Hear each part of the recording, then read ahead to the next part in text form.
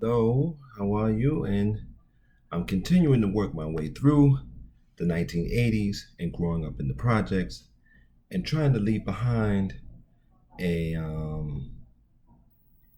a historical document of what it was like, and it may be able to solve some of the problems that we're having today in our community that have been passed down from parents to us. Some issues that we're passing down to our children, which I see.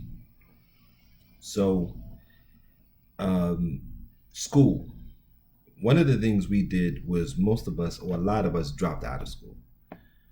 Some of it was the schools, but this was kind of rare. Well, as far as I knew, some people that kind of worked their way through K through 8, not knowing how to read well and not knowing how to do things well, got passed along. But in high school in New York City, you had to take the Regents exam, a statewide exam, and you couldn't graduate without it. Or you could graduate without it, but then you had two types of exams. Then for a period, you couldn't graduate without it. Then now I think it went back to you can have a diploma and a Regents diploma, I believe. But the thing was, in high school, you actually had to do the work. And you couldn't hide. You couldn't hide in the back of the class. You couldn't fudge it. You couldn't do all these things. Teachers couldn't just pass you along to get you out. Because remember, I told you in junior high school, and IS 55, we had 18-year-olds that were in middle school. And that's because when they got to the 8th grade, it was like, well, they're not really going to school at all. They went to school enough to play on the basketball team and all of that stuff like this. And then this was before you had to have grade averages and all of that stuff. If you went to the school, technically, you could play on the team. So we had one of the best teams in the city because we had 18-year-olds playing against 13-year-olds. So, I mean, of course.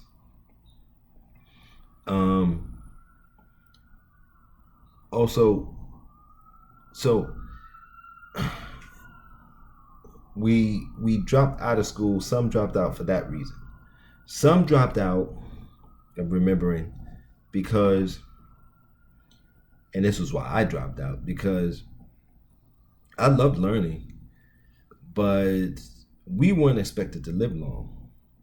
That's why you'll often hear black men in their 50s say, oh, I can't believe I made it this far. I'm turning 50, something, something. Never thought I would get here. And my wife actually recently, my ex-wife asked me, why do you always say that? Because somebody else said it online. I said, because we weren't expected to live past 25. And a lot of us didn't. You see, for most communities, you don't start losing friends until you're old. You're elders. I've been losing friends all my life. As a teenager, I was losing friends and neighbors. In my 20s, I was losing friends and neighbors. And then I did make it past 25 because eventually it got to a point where a lot of people were either dead or in prison. And then the neighborhood calmed down to a degree.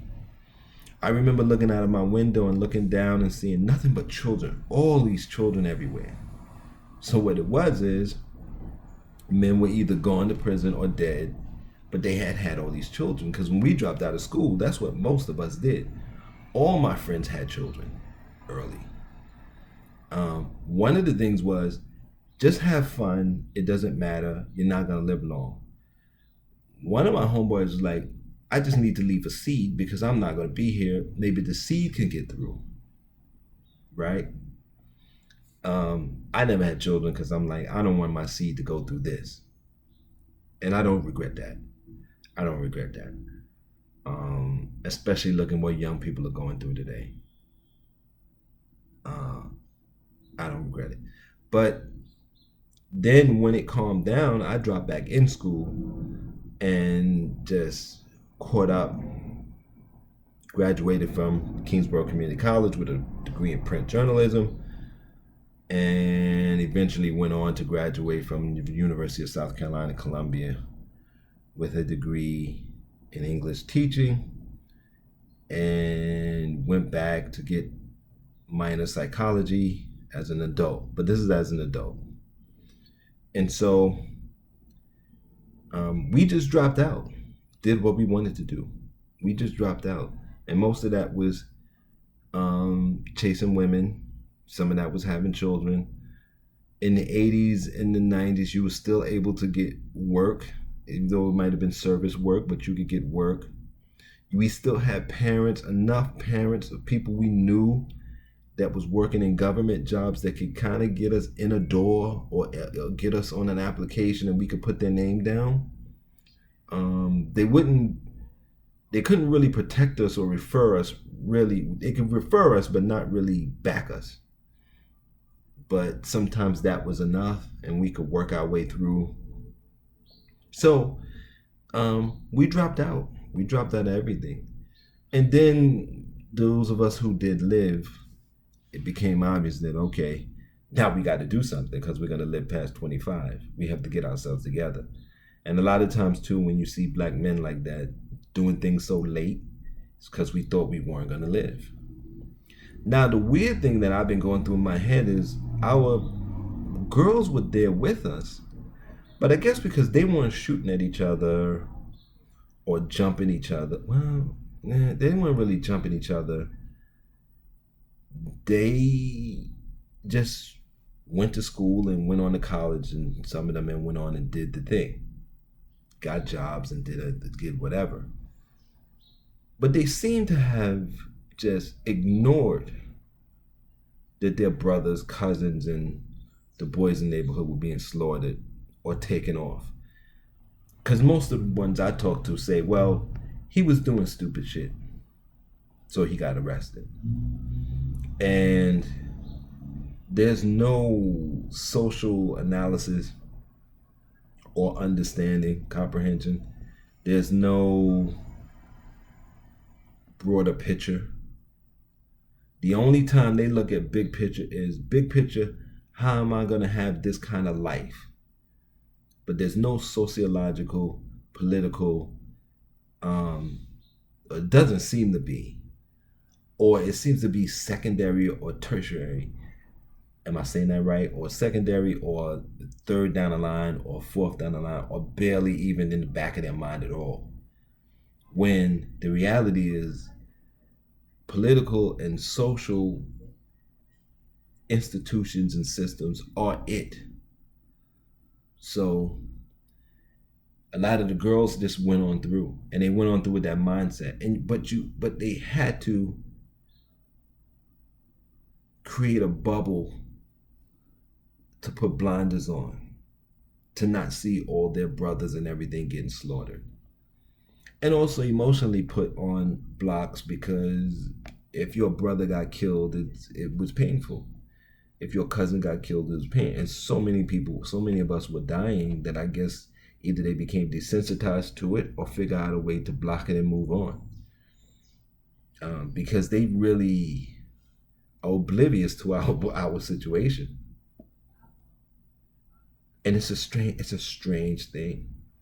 But what has led to, and this video is already too long, but what it's led to is them looking at us wondering why we're worn down in our 40s and 50s. Because to them, we didn't do anything. But to us, we survived it. We survived the war on drugs. And it's funny, you wouldn't tell a soldier you didn't do anything when they come home from Afghanistan.